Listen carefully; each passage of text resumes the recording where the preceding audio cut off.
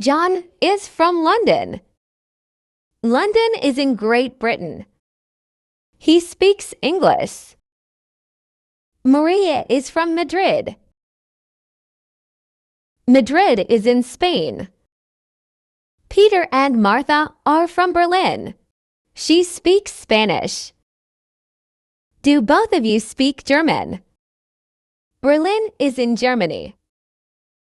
London is a capital city. Madrid and Berlin are also capital cities. Capital cities are big and noisy. France is in Europe. Egypt is in Africa. Japan is in Asia. Canada is in North America. Panama is in Central America. Brazil is in South America. Where did you learn Spanish? Can you also speak Portuguese? Yes, and I also speak some Italian. I think you speak very well. I can understand them well. The languages are quite similar, but speaking and writing is difficult. I still make many mistakes.